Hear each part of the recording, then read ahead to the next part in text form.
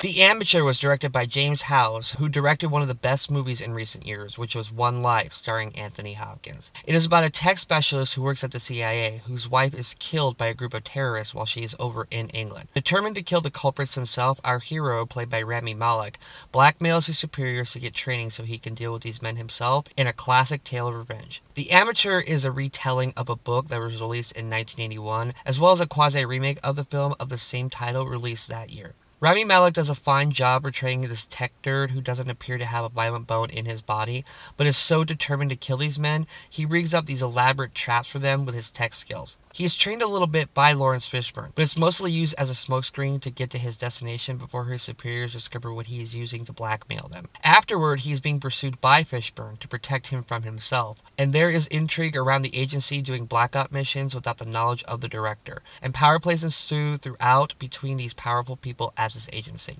I really like the premise of this setup a lot, and the execution of the setup is edited in a fast-paced way to keep the plot moving forward at the beginning, while filling in the holes of the backstory while our hero is traveling from one country to another to find these people he wants dead. Normally when I critique a movie, I do it mostly because of the script, but this is an example of where the story itself is fine. I have read the book and seen the original movie as well, so I like this story quite a bit, even if it fumbles in places with its reveals around all of its characters. The biggest issues I have with this version of this movie is the way it looks and the way it is paced. The Amateur has the most basic cinematography and a drab look to it that is so middling that I ended up becoming bored with the visuals itself. There is no energy behind the camera here, and because of that, I feel no energy with any of the characters. Everything seems to just be guiding itself along at a level where I felt like the film took like 20 Xanax before it began. The chases that occur are bland, basic, and have no oomph to their tension because there is no eye-popping visuals, and none of the characters are conveying a sense of urgency to them. Even Malek's main character seems so disassociated with his own revenge plot. We see sporadic moments of past events between husband and wife in an attempt to convey the pathos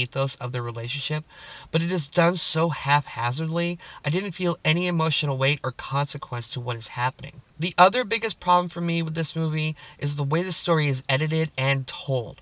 The original story took place during the Cold War, and since there isn't a Cold War now to base that on in present time, they concocted some things where it seemed the major players in the movie, besides the lead, feel detached from everything else. The head members of the agency who are trying to track him down are only in offices mostly, giving us exposition dumps about what they know and what they want us to know at that moment. Fishburne's character has like 5 minutes of training with our hero, and the trailer highlight was telling him that it's hard to kill someone, hands our hero a loaded gun and tells him to fire. Why in the world would he do that? You're a fellow agent and you've done nothing to make him want to shoot you, so why would he even ponder pulling the trigger? That doesn't prove anything, guys, sorry. Malek's character also has a friend of sorts that we meet once in the beginning and have one sequence with him at a bar near the finale, and that's it. It's like a walk-on role for John Bernthal, but the character in the original story has so much more to do with what is going on. More damaging is the secret contact Malek meets when he is in Europe. She is a widow of a former spy for the CIA, and she played a huge role in the original story and was even vital to the ending. But here, she talks to Malek about how they share a time-stopping feeling because neither of them have their spouses anymore, cuddles with him for one moment, then helps him escape, and she disappears for the rest of the story after that. It seems like all the important supporting players from the original story are in a different movie of sorts. Fishburne's character is quickly forgotten about as well. There is a part where he is chasing Malek, and then he gets intercepted by another fellow agent, but once that fight occurs, he disappears until the end of the film. Why have all these people in this movie if you aren't going to use them in the way that they are supposed to be used? The best sequence of the movie is ruined by the trailer, unfortunately, so if you saw that part with the swimming pool, then you saw the best part on a visual level. The way he traps his 4 or 5 victims have some cool executions to them, but I didn't get any time with any of the villains for me to hate them or root for when they meet their makers.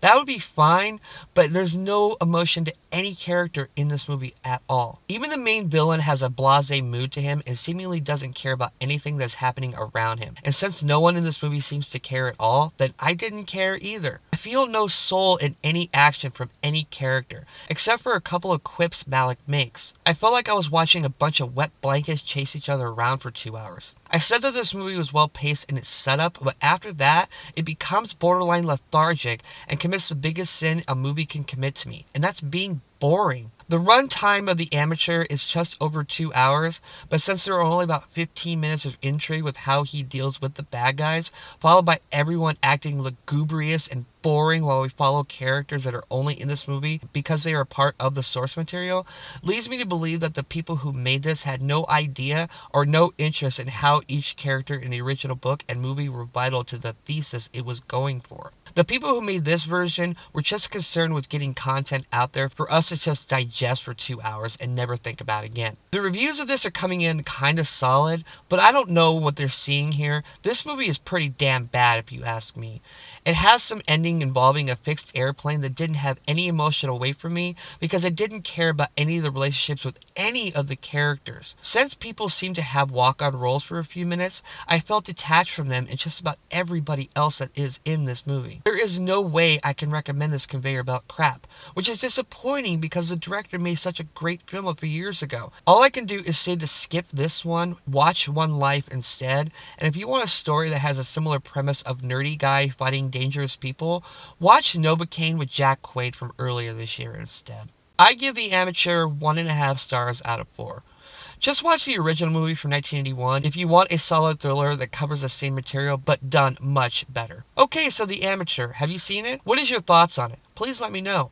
I don't know why they wanted to modernize a Cold War tale but add no twists to it and frankly remove the heart of the original story. I don't get it. Anyway, if you like this, please like and subscribe.